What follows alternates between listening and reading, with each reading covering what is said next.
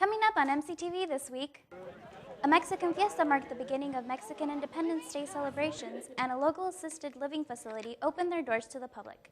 This week starts now.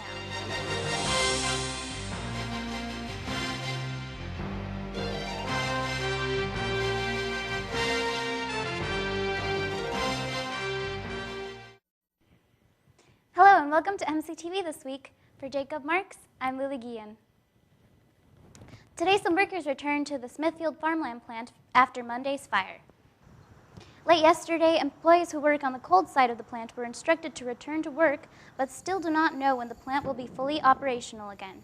The fire broke out just after 5 on Monday. With the Labor Day holiday, most workers were not present at the plant, and no one was injured in the fire. Preliminary reports indicate the fire started in the rendering room. The City of Monmouth is working with Smithfield and the state to help any workers who are affected by what could be a long-term shutdown. Mexican festivities of the month of September kicked off on Saturday at Immaculate Conception Church. Contrary to a belief that Cinco de Mayo, the 5th of May, is the Independence Day for Mexico, the day is actually September 16th. As the first weekend of September began, Immaculate Conception Church hosted their annual Mexican fiesta for the Monmouth community.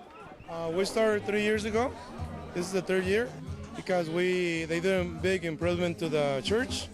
So we like to help to make the payments monthly or a year. So our goal is $2,500. According to Paris, the Mexican fiesta made over $2,500 last year. So the church committee was hoping to reach the goal once more and have the funds go towards the church loan for improvements of the church and the school.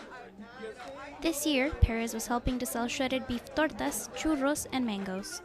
The authentic food selection also included enchiladas, huaraches, elotes, tacos, cupcakes, and horchata. It's very upbeat, it's fun, and the food that we've had so far is really good. So it's kind of nice to see people getting together, and the weather's great too. So we've just tried kind of the main courses, the enchiladas, the tacos. It's all been very good.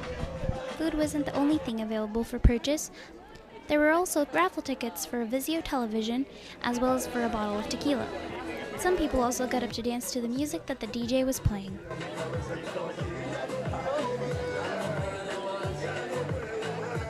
And just spending time together, being together.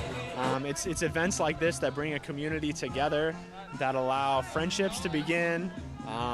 Each culture, whether it's the American culture, Mexican culture, whatever, has different, I'm convinced, just beautiful things, delicious things, interesting things, joyful things. And so the more we share that with each other, the more enriched we're all going to be.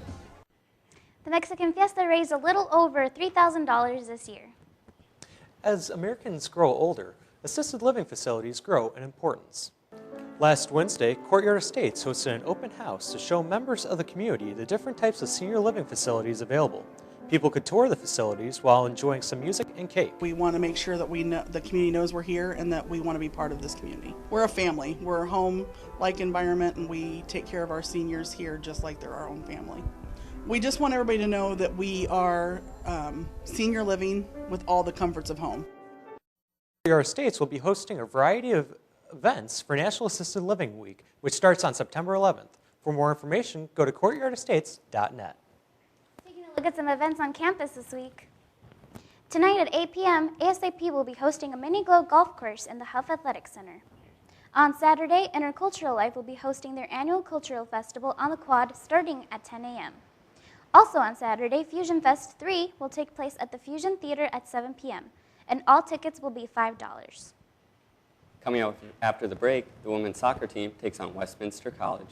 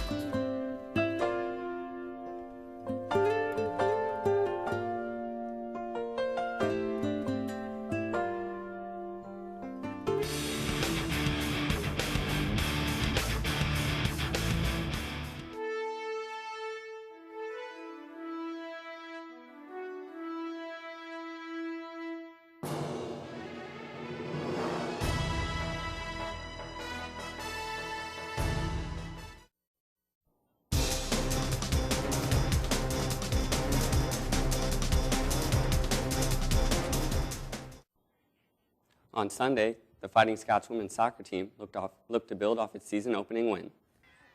The Scots had opportunities to jump out to an early lead on several occasions, but a shot on goal here was denied by the Blue Jays. Late in the first period, Westminster's Peyton Beeler followed her missed shot for a putback goal that lifted the Blue Jays to a 1-0 lead. At halftime, the Scots gathered themselves and prepared for a hard-fought second half.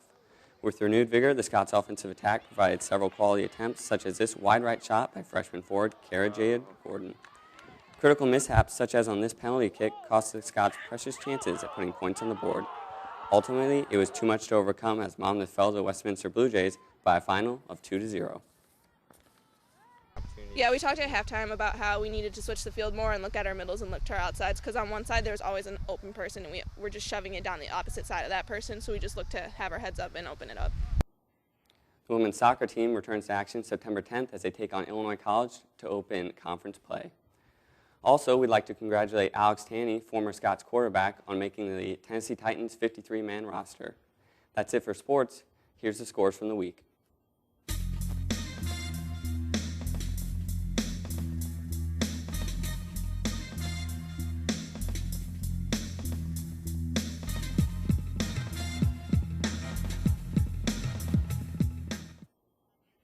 That's it for MCTV this week. I'm Tate Heupel.